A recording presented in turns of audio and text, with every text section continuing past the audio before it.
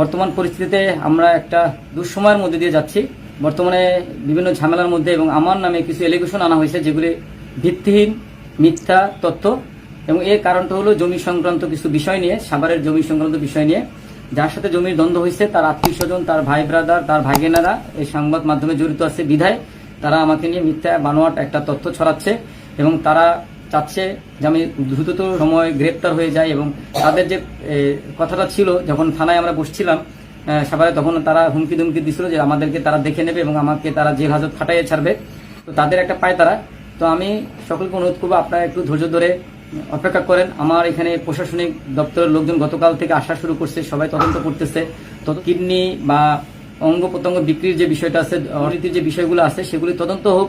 তদন্ত হওয়ার পরে আপনারা যে সকল শাস্তি দিবেন সেগুলি আমি মাথা পেতে নেব। আমি আপনাদেরকে বলতে চাই, আমি বর্তমানে চাইল্ড স্কেয়ারে কল্যাণপুরে আছি। বিভিন্ন সংবাদ মাধ্যম, সংবাদকর্মী বা প্রশাসনের দপ্তরে যারা আসতেছে সকলকে সহযোগিতা করতেছি। তারা যে তথ্যই চাচ্ছে সেই তথ্যই তাদেরকে দিচ্ছি। তো আমি আপনাদেরকে একটা অনুরোধ করব, যারা আমাকে চোর, বাটপার, কিডনি পাচার ঠাচার বলতেছেন, সকলের উদ্দেশ্যে একটাই কথা বলবো, যতক্ষণ না এই এলিগেশনগুলো, এই মিথ্যা তথ্যগুলো প্রমাণিত হয় ততক্ষণ কিন্তু কাউকে গালাগালি করা, হয়রানি করাও কিন্তু পাপ, অন্যায়। আপনারা সামান্য একটা নিউজের ভিত্তিতে গালাগালি করতেছেন, খারাপ কথা বলতেছেন, হয়রানি করতেছেন, বিভিন্নভাবে ফোন দিয়ে হয়রানি করতেছেন, এগুলিও অন্যায়। এগুলিও বিভিন্ন ধর্মগ্রন্থেও আছে যে যতক্ষণ না সে নির্দোষ দোষী সাব্যস্ত হয় ততক্ষণ তাকে দোষী বলা যাবে না। আপনারা কেউই দেখেন নাই যে আমি কিডনি পাচার করছি, কিডনি বিক্রি করছি, অর্থনৈতিক আত্মসাৎ করছি। যেহেতু আপনারা দেখেন নাই, আপনারা শুধুমাত্র একটা গরু রচনার মতো একটা পত্রিকায় লেখা দেখছেন, সেটা দেখেই তো আর বিশ্বাস না করতে অনুরোধ করতেছি। যেহেতু প্রশাসন এখানে আসতেছে, প্রশাসন তদন্ত শুরু হয়ে গেছে, তো একটু ধৈর্য ধরে অপেক্ষা করুন। এবং আপনারা অনুরোধ করব যে যতক্ষণ না আমি দোষী সাব্যস্ত হই ততক্ষণ না আমাকে তত সময় আপনারা দোষী না বলেন, গালাগালি না করেন। যে আজ হোক, কাল হোক, 5 দিন পরে হোক বা 2 দিন পরে হোক, তো সেই দিন পর্যন্ত একটু অপেক্ষা করার সকলকে অনুরোধ রইল।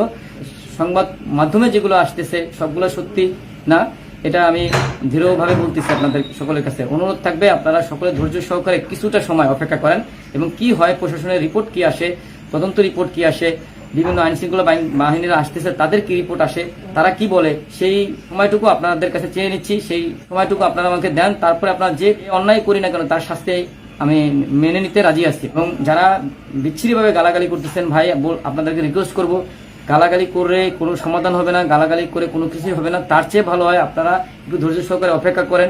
যদি আমার বিরুদ্ধে কোনো এলিগেশন প্রমাণিত না হয় তখন আপনারা যে গালাগালি করছেন সেটা আপনাদের জন্য অন্যায় হয়ে দাঁড়াবে। তো সেজন্য সকলকে অনুরোধ করবো একটু ধৈর্য ধরে অপেক্ষা করেন।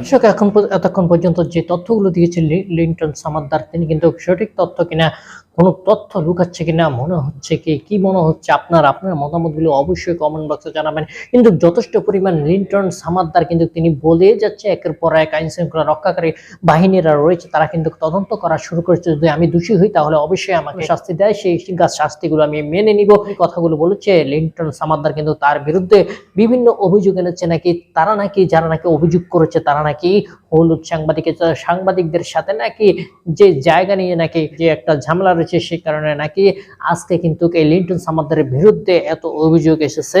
এই সাভারের জায়গাকে কেন্দ্র করে কিন্তু লিন্টন সামাদ্দারের বিরুদ্ধে এসব অভিযোগ আনা হয়েছে। লিন্টন সামাদ্দার এমনই অভিযোগ করেছে। এছাড়াও লিন্টন সামাদ্দার আপনাদেরকে বারবার বলেছে আপনারা গালিগালাজ কেউ করবেন না, কেননা এখন পর্যন্ত সুষ্ঠুভাবে তদন্ত করে যে রিপোর্টটি আসবে, আইন শৃঙ্খলা রক্ষাকারী বাহিনীরা তদন্ত করা শুরু করে দিয়েছে অলরেডি, তিনি এমনই কথা বলেছে। দর্শক, আপনাদের মতামত অবশ্যই কমেন্ট বক্সে জানাবেন। আর যারা এখন পর্যন্ত ভিডিওটি দেখেনি তাদেরকে ভিডিওটি দেখার সুযোগ করে দেবেন। দর্শক, ছিল আজকে ভিডিও, আবার চলে আসবো যে কোনো সময় যে কোনো ভিডিও নিয়ে। আজকের মতো এখানে বিদায় নিচ্ছি। আল্লাহ হাফেজ।